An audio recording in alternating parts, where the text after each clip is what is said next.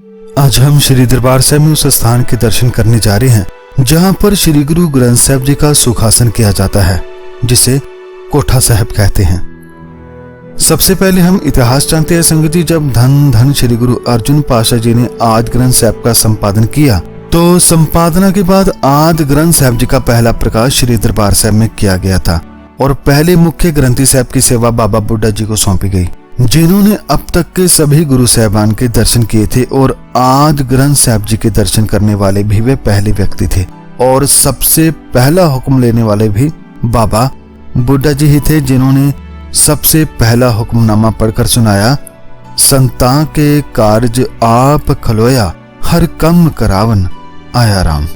तो इस तरह आदि ग्रंथ साहिब जी का श्री दरबार साहिब में प्रकाश हुआ। लेकिन जब रात को दरबार की समाप्ति होती तो गुरु अर्जुन पाशाह जी ने आदि ग्रंथ साहिब को सुखासन उस स्थान पर करते जहां पर वह स्वयं विश्राम किया करते थे।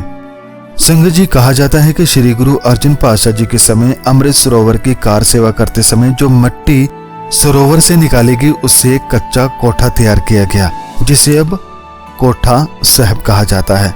वहां पर गुरु साहब खुद विश्राम करते थे।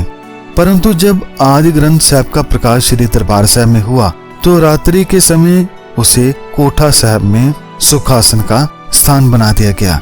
यह भी कहा जाता है कि गुरु अर्जुन पाशाह जी आदि ग्रंथ साहिब जी का इतना सम्मान करते थे कि उन्होंने आदि ग्रंथ साहिब को अपने पलंग वाला स्थान दिया और स्वयं नीचे एक चादर बिछाकर विश्राम करते। और संगत जी, आज भी उसी परंपरा को जारी रखते हुए सुखासन बिस्तर के नीचे एक सफेद चादर बिछाई जाती है, जो इस बात की याद दिलाती है कि जहां पांचवें पाशाह इस स्थान पर जमीन पर आराम करते थे, तो ये था कोठा साहिब का इतिहास। अब संगत जी ये भी जान ले कि ये स्थान है कहाँ। तो यह स्थान है श्री दरबार साहिब के बिल्कुल सामने अकाल तख्त साहिब के अंदर। जब हम अकाल तख्त में इमली के पौधे की तरफ से जाते हैं, सीढ़ियां चढ़कर अकाल तख्त साहिब में प्रवेश करते हैं, साथ ही में बाएं हाथ में सुखासन वाला स्थान है जिसे कोठा साहिब कहा जाता है, जहां आज भी उसी परंपरा के अनुसार अमृत वेले में श्री दरबार साहिब के ग्रंथी साहब अरदास करने उपरंत श्री गुरु ग्रंथ साहिब जी को शीश पर उठाकर नगाड़ों के साथ सीढ़ियों से नीचे लेकर जाते हैं। फिर सुनहरी पालकी साहिब में संगत श्री दरबार साहिब के अंदर गुरबानी का जाप करते हुए पालकी साहिब को कंधा देते हुए अंदर लेकर जाती हैं। फिर पूरा दिन कीर्तन होता है। संध्या, रहरास और सोहला साहिब के बाद श्री गुरु ग्रंथ साहिब जी को संतोख कर पालकी साहिब में बिठाकर फिर से कोठा साहिब में सुखासन के लिए लाया जाता है।